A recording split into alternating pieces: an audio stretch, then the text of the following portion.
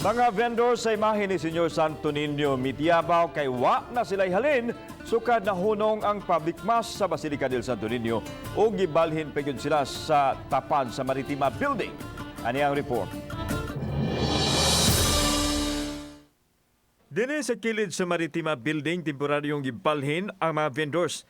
Nakadisplay man ang ilang mga baligya apan way mga taong namarit tungod kay tuyoon kaayo ang dapit nga ilang gibalhinan. Matud nila nga maayo na lang kung mahalinan og kaduha sa usa ka adlaw.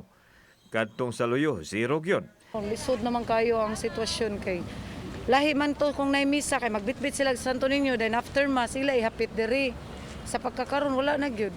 Gikabalak-an nila asa manguha og ikabayad sa mga nautang nilang puhunan. Samot na nga wala na public mass. Pero buyag sir, wala jud. Mingaw jud kayo. Nanguam.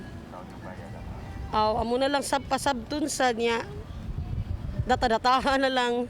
Nanawagan ng mga vendors nga ibalik sila sa naandang pwesto kay wala naman ang public mass. Maritima nga, karaang building ba? Wala mga panawagan ninyo, kaya nakasagsaag na gid mo. Asa na may dapit niya. Wala na gid may halin in taon diri, mingaw kaayo mi. Tabangin taon mi ninyo. Oo, ari lang mi diri, magpaabot mi ninyo. We are in the process of the clearing operations.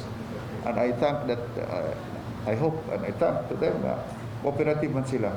So ato silang taga-agi gayon so that there will be a win-win solution. Kauban si Marlon Milgaso, ako si Alan Domingo.